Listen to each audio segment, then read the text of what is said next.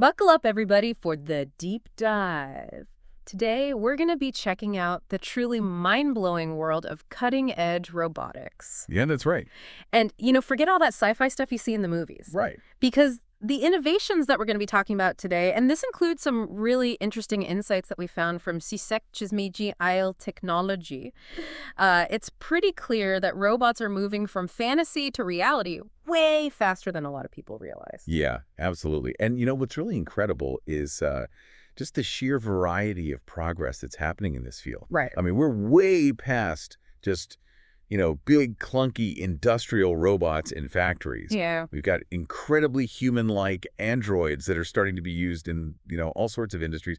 There's these crazy, tiny liquid robots that can completely revolutionize medicine. And then we've even got super simple, really affordable robot designs that are just, blowing people's minds. It's like a total explosion of creativity. It really is. Yeah. And it's a global phenomenon. We're seeing major breakthroughs, not just here in the U.S. with all the buzz around Figure AI and Tesla, but also in China and South Korea. Yeah. It's a true race. Mm-hmm. So our goal today, like always, is to give you, our amazing listeners, the clearest and most interesting takeaways from all this progress. Absolutely. So you can, grasp the big picture without getting lost in the weeds. So let's dive headfirst into what feels like a real head-to-head competition in the world of humanoid robots. Yeah, definitely. I think what's really striking right off the bat is how incredibly fast companies like Figure AI are moving. Mm-hmm. I mean, they just recently showed off their robots walking at what they're claiming is human speed. Yeah. When you think about that for a second, that's a huge step towards these machines actually being able to work seamlessly in environments that are designed for humans. It really is. And their goals are incredibly ambitious. Yep. They're aiming to have these robots working in factories as early as later this year, and here's where it gets even more interesting. Mm-hmm. They're even talking about their robots potentially being able to manufacture other robots in their factories as early as next year. I mean, their current work with BMW is a pretty clear sign of just how seriously they're taking these real-world industrial applications. Yeah, no doubt. And when you consider the broader economic picture, I mean, this kind of progress could totally change the way manufacturing and labor work. It really could. And then, of course, you've got Tesla and their Optimus robot. Yeah. Elon Musk has set some really, really big production targets for Optimus, 5,000 units this year, with the potential to even hit 12,000. And then get this, 50,000 planned for 2026. What kind of challenges do you think they might face trying to ramp up production that quickly? Well, that's the big question, right? I mean, just like Figure AI, Tesla's plan is to start with real-world testing in their own factories this year. Makes sense. With the goal of making them available for sale and wider deployment starting in the second half of 2026. I mean, Musk has even said that Optimus has the potential to be the biggest product of all time, maybe even 10 to 20 times bigger than anything we have now. Wow. What kind of impact do you think a product that big could have on society? It's hard to even imagine. It's almost impossible. But it definitely raises some serious questions about what the future of work will look like. Yeah. And, Musk has even suggested that in the future, Optimus could handle as many as 10,000 different tasks, which would essentially create this amazingly adaptable multi-purpose workforce. Yeah. And while Optimus might not be a big moneymaker for Tesla right away, it's pretty clear that Musk sees it as a fundamental technology for their future. Absolutely. It's like the foundation for everything they're building towards. So it's not just Figure AI and Tesla in this race. We also need to look at what's happening in China, where this company called Agibot, which is also known as AGIbot, is coming on really strong. They're based in Shanghai, and they're positioning themselves as a direct competitor to Tesla's Optimus. Interesting. They've announced plans to deliver 5,000 humanoid robots this year, which is the same as Tesla's initial target. What do you think? How do you see Agibot's approach differing from Tesla's? Well, I think the biggest difference might be in their deployment strategy. Okay. It seems like Tesla's really focused on validating their technology internally first, really getting it right within their own operations.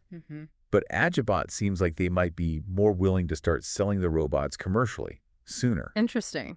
And their latest robot, which is called the Lynx EX2, it was just unveiled back in March.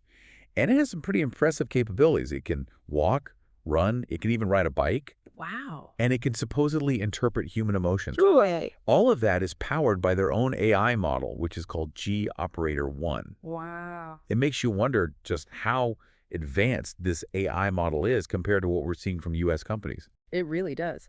And their production growth is amazing. They went from making fewer than 1,000 robots in 2024 to a projected 3,000 to 5,000 this year. Wow. And they're aiming for a monthly output of 400 robots at their factory in Shanghai. It's also worth noting that Agibot's founder was part of Huawei's Genius Youth program, Oh, wow. which suggests some serious technical expertise. And they're not the only ones in China. No. There are companies like XPeng, Ubitech, and Unitree that are also developing humanoid robots. Agibot even has their own line of wheeled robots with 2 arms. It's a very competitive landscape. It is. It's a really crowded field. What's really interesting to me about Agibot, though, is their target price. They're aiming for around $6,900 per robot. Wow. That's a huge difference from Tesla's estimated price of $20,000 to $30,000. That is a big difference. Strategically, that lower price could give them a real advantage in the global market. And after several rounds of funding, they're currently valued at $1.4 billion, which means investors are clearly confident in their potential. So we've been talking about these amazing human-sized robots, but the world of robotics also operates on a much smaller scale. That's right. So let's zoom in on some incredible work that's being done in South Korea, where researchers are developing tiny liquid robots. And these robots have the potential to do something truly groundbreaking. They could target and dissolve cancer cells with incredible precision. That's wise. I know. This research was inspired by the way biological cells work, which is a common theme in cutting-edge robotics these days. Right. But these aren't your typical rigid mechanical robots. Yeah. They're actually made from water droplets that are encased in this special shell that helps them hold their shape. They're like little, what do they call them? Gum-like PB robots. That's amazing. Yeah. And get this, they're controlled remotely using sound waves. Sound waves. Wow. That's a really impressive level of control. It really is. Yeah. So these tiny, flexible robots can change their shape without falling apart. They can collect debris, move through liquids, and they can even merge with each other. It's like they're microscopic organisms. Yeah, like little tiny living things. I know. And the implications for medicine are incredible. I mean, think about targeted drug delivery and the ability to reach tumors that were previously inaccessible. Yeah, definitely. And it goes beyond just cancer treatment, too. Absolutely. Their ability to squeeze through tiny spaces makes them perfect for things like machine maintenance in really complex equipment, disaster response in collapsed buildings, and even environmental cleanup in polluted areas. Yeah. And what really sets them apart is that they can navigate obstacles, they can carry things inside their liquid bodies, they can merge together to trigger chemical reactions, and they can even move from water onto land. They're mimicking the adaptable nature of biological systems in a really amazing way. It's like they're blurring the lines between living organisms and machines. It really is. And the fact that you can guide them remotely and without touching them using ultrasound is a huge advantage for safety and precision, especially in medical applications. The researchers are even talking about potential future uses in fields like defense, chemistry, and biomedicine. Imagine, these tiny robots being sent in to neutralize a dangerous chemical spill. Like little microscopic superheroes. I know. It sounds like something out of a sci-fi movie. Yeah, it does. But it just goes to show how much creative problem solving is happening in this field. So we've talked about some very sophisticated designs. Yeah. But let's shift gears for a second and talk about something surprisingly simple. Researchers at the University of California have created a 6-legged walking robot that only costs $20 to make. What do you think makes a design that cheap even possible? $20. That's incredible. I know, right? It has to be incredibly simple. That's the key. It's simplicity. Okay. It has absolutely no electronic parts. It's powered entirely by compressed gas. And get this, it's made with a regular desktop 3D printer using just one soft material all in one print. It's almost shockingly basic, but it works. That's really ingenious. So they're basically using air pressure to make it move. Exactly. They're harnessing the power of pneumatics in a really clever way. Okay. And it can move across different surfaces like grass and even underwater. With a constant supply of air, it can operate for up to 3 days. Wow, that's impressive. I know. And it has big implications for making robotics more accessible and affordable. Yeah. Think about using these robots for education or deploying them in large numbers in areas with limited resources. Yeah, that makes a lot of sense. Imagine sending swarms of these robots into disaster zones where electronics might not work, or even using them for space exploration where simplicity and durability are really important. That's a great point. The idea of storing the compressed gas right inside the robot itself to power its movement is a whole new approach to making robots that are cheap and resilient. It really is. It shows just how many different ways there are to approach robotics. Oh. Okay, so let's change gears again and talk about Tesla's big plans for robotaxis. Okay. They recently announced that they're launching their driverless robotaxi service in Austin, Texas, starting this June. What are your thoughts on that? I think it's a big step towards that future of autonomous transportation that we've been hearing about for so long. Definitely. So if you're in Austin, you might soon be able to hail a ride in a Model 3 or Model Y that doesn't have a driver. That's wild. It won't be the futuristic Cybertruck-based cybercab that we've seen pictures of, at least not at first. That's not expected to be available until 2026. Okay. But what's really interesting is that Tesla owners with Model 3s and Model Ys might be able to add their cars to this robotaxi fleet when they're not using them. Oh, wow. So it could be like this decentralized network where people can earn money with their cars. Right. And it represents a huge jump in autonomous driving technology. They're moving from level 2 driver assistance to level 4, which means fully autonomous operation in certain conditions without a human driver. Wow. Although there will probably be remote monitoring for safety. And for anyone who's not familiar, the levels of ADS, Advanced Driver Assistance Systems, range from 0 to 5, with level 5 being completely autonomous driving in any situation. Okay. So the fact that Tesla is aiming for unsupervised level 4 operation is a pretty big deal. It's worth mentioning that a company called Wave has emerged as a competitor in this space after Cruise had some setbacks recently. Oh, right. But there are signs that Cruise might try to get back in the game with help from General Motors and NVIDIA. Okay, so it's still a pretty dynamic market. Very dynamic. Okay, well, let's switch gears one more time and talk about AI image generation. Okay. It's amazing how quickly these tools are improving. It really is. Even ChatGPT's built-in image generation capabilities with GPT-4o are pretty impressive. Yeah. But there's a new model that's becoming a serious contender, and it's called Ideogram 3.0. Ideogram 3.0, okay. This new model is getting a lot of attention because it's so much better at creating photorealistic images. It can also generate text within images much more accurately, and it's better at sticking to a particular visual style. Why are those improvements so important? Well, I think being able to generate realistic text within images is huge, because that's been a big problem for a lot of AI image generators. Yeah. You know, the text often looks weird or out of place.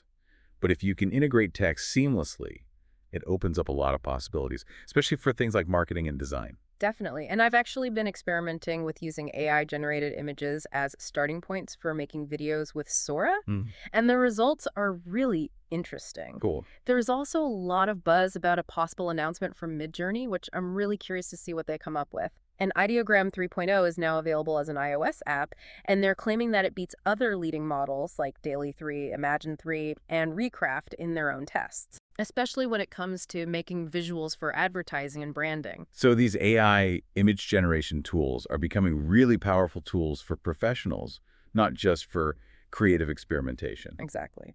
So let's shift our focus back to OpenAI and Alibaba and some interesting things that are happening in the broader AI world. Okay. OpenAI, which is led by Sam Altman, recently announced that they're going to be supporting something called MCP, which stands for Model Connection Protocol. Okay. Basically, this means that other companies can connect their applications to OpenAI's powerful AI models more easily. And this follows a similar move by Claude. How do you think this kind of interoperability will change things? Well, I think about it like this. You know, MCP is basically a standardized way for all these different AI brains to communicate with a bunch of different software and services. Okay. So it creates this more open and interconnected AI ecosystem where developers can use the strengths of different AI models to build all sorts of new applications. Yeah, that makes sense. And, you know, it's kind of mind-blowing how many new AI models are being released all the time. I'm curious, for our listeners out there, which AI models are becoming your go-to tools? Are you using OpenAI, DeepSeek, Qwen, or something else entirely?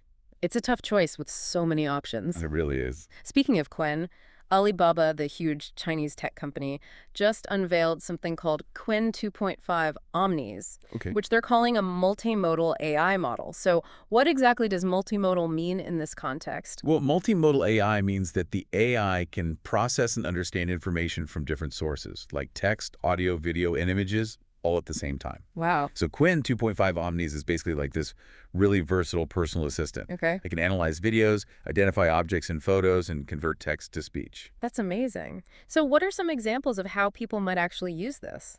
Well, you could use it to analyze a video and answer specific questions about what's happening in it, or you could use it to generate social media posts for things like Mother's Day, Okay. or even help you with math problems by analyzing a picture of a handwritten equation. That's really cool. Yeah. And it's available to developers and researchers through Hugging Face, which is a big platform for sharing AI models. Although right now it mostly understands English. Okay.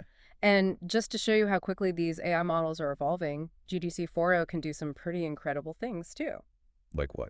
For example, it can take a picture of a room and completely redesign it in all sorts of different styles. Oh, wow. Or it can recreate Da Vinci's Last Supper, but make it look like it's built out of Legos. That's wild. The fact that people are using it to create images and styles like Ghibli, Rick and Morty, Wallace and Gromit, and even Attack on Titan shows just how adaptable this model is. Yeah. And it can even create detailed infographics, which shows its potential for visual communication.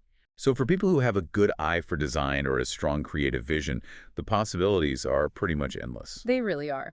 Okay, let's get back to the automotive world for a minute and talk about an interesting partnership between BMW and Alibaba. Oh. This partnership is all about developing advanced AI for cars, specifically for the Chinese market. And we should start seeing the results of this collaboration in BMW starting in 2026. Okay. They're going to be using Alibaba's Quinn AI to create a new in-car AI assistant that can understand voice commands really well and can understand the context of what you're asking. So instead of using touchscreens, you'll be able to control a lot of the car's functions just by talking to it naturally. How do you think this could change the driving experience? Well, I think it could make driving a lot more intuitive and less distracting. Yeah. You won't have to take your eyes off the road to fiddle with a touchscreen. Right. And it could potentially even make driving safer. Yeah, I think so too. This AI assistant will also be able to give you real-time information about things like parking availability, traffic conditions, and even personalized restaurant recommendations. Oh, that's cool. And beyond that, BMW is planning to introduce 2 other AI tools, one called Car Genius for diagnosing and troubleshooting any problems with your car, and another called Travel Companion for creating personalized travel plans. Nice. So they're really going all in on AI. They are, and what's really interesting is that this in-car system will be multimodal. Okay, remind me what that means again. So it's not just about voice control. Right.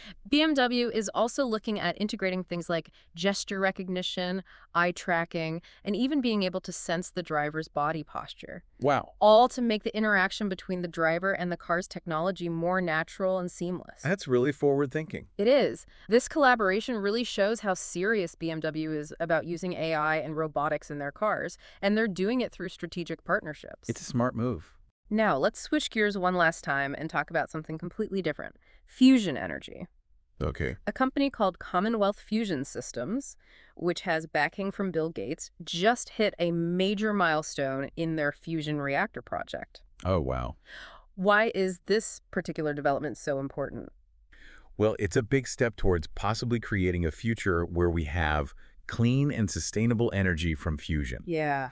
They just finished installing the cryostat base, which is a crucial part of creating and maintaining the super cold environment that's needed for the tokamak device. The tokamak is like the heart of their fusion reactor. Right. And for those who might not know, the cryostat base is like this super insulated foundation that keeps the superconducting magnets inside the tokamak extremely cold. It's Yeah. basically like a super high-tech thermos. Okay. And a tokamak itself is this device that uses strong magnetic fields to trap and heat plasma to millions of degrees. And that causes the atomic nuclei to fuse together and release huge amounts of energy, kind of like what happens in the sun. There's something like 50 tokamak experiments going on around the world right now. So where are we at with actually getting energy out of these experiments? Right now, the problem is that most fusion experiments still need more energy put into them than they produce. Okay. But this massive cryostat base that Commonwealth Fusion Systems just installed is a tangible step towards solving that problem. Oh, great. This thing is huge, by the way. It's 7.3 meters in diameter, weighs 75 tons, and it's made of stainless steel. Wow. It was built in Italy and then shipped to their facility in Massachusetts. That's quite a journey. It is. Commonwealth Fusion Systems wants to have their reactor up and running by 2027. Ambitious. Yeah, and their goal is to contain plasma that's as hot as 100 million degrees Celsius using those magnetic fields, and finally achieve sustained fusion.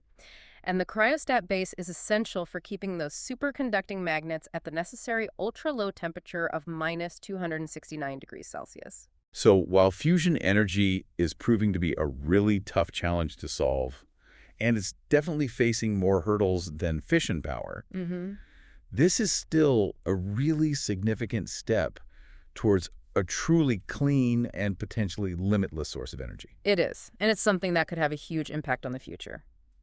Okay, let's wrap up this deep dive with a quick look at quantum computing. Okay. This technology has so much potential, but it's also been hyped up a lot. Yeah. So let's try to figure out when it might actually become a reality. What are some recent developments that are pointing in the right direction? We've seen some interesting announcements from big companies like Microsoft with their work on the Majorana chip and Google with their Willow chip. So research and development is definitely moving forward at a good pace. And one of the executives at Google, Julian Kelly, who's the director of quantum hardware, recently predicted that quantum computers will have a major breakthrough and start solving real-world problems within the next 5 years. 5 years, that's pretty soon. It is. What's making him so optimistic? Well, he specifically pointed to a big achievement in error correction that Google made back in December 2024. Apparently, that was a major turning point. Okay. Right now, the most advanced quantum computer we know of, which is from Google, has 105 qubits. But most experts think that we need something like 1 million qubits to have a quantum computer that can actually outperform a regular supercomputer. 1 million qubits, that's a huge difference. It is. So what does Kelly think those first real-world applications will be? Well, he thinks that the first practical uses for these more advanced quantum computers will be in really complex physics simulations. Okay. The kind of stuff that even the most powerful computers we have today can't handle. Wow. And he also speculated that further down the road, quantum computers could be used to create brand new data for training AI models. That's interesting. But he admitted that that's still a pretty speculative idea. It's fascinating to think about how quantum computing and AI could work together. It really is. But on a slightly different note, there seems to be some skepticism in the scientific community about Microsoft's work on the Majorana chip. Really? Yeah, apparently researchers aren't even sure exactly how it works or what this new state of matter that they think they've created actually is. Huh. That's surprising. Why do you think there's so much uncertainty? Well, I think it highlights just how difficult it is to work at the quantum level. You know, unlike regular bits, which are either a 0 or a 1, Right. quantum bits or qubits are based on probabilities, so they can be both 0 and 1 at the same time. Yeah, that's right. The whole idea behind quantum computers is that they can process tons of information in parallel, which means they could potentially solve problems that are impossible for regular computers to even attempt. Yeah, it's like a whole different way of thinking about computing. Exactly. But right now, quantum systems have really high error rates, which is a big obstacle that still needs to be overcome. That's a major challenge. It is. And it's interesting to see how NVIDIA's CEO, Jensen Huang, has changed his mind about quantum computing. How so? Well, he used to think that truly useful quantum computers were still 15 years away. Oh, okay. But lately, he's been more optimistic. Hmm. He still acknowledges that it's incredibly complex, but he also sees the enormous potential. So he's now suggesting that we might see major breakthroughs sooner than he originally thought. That's interesting. And the fact that NVIDIA is participating in Quantum Day, along with Amazon and Microsoft, and that they're even thinking about making their own quantum chips, shows just how much interest and investment there is in this field. Yeah, it seems like everyone's starting to realize just how big of a deal quantum computing could be. So as we come to the end of this deep dive, it's clear that the world of robotics and all these related fields like AI, fusion energy, and quantum computing are moving forward at an amazing speed. Absolutely. From robots that are learning to walk like us to tiny machines that could potentially cure diseases, from self-driving cars to the possibility of a whole new kind of computer, the changes that are happening are really mind-blowing. It's a really exciting time to be following all this stuff. It really is. Yeah. So as we wrap things up, it makes you think, with robots becoming more integrated into our lives and AI becoming so good at creating realistic experiences, what will it mean to be human in the future? Yeah. That's a deep question. It is. And how will our roles in society change? Something we all need to be thinking about. I think so too. Yeah.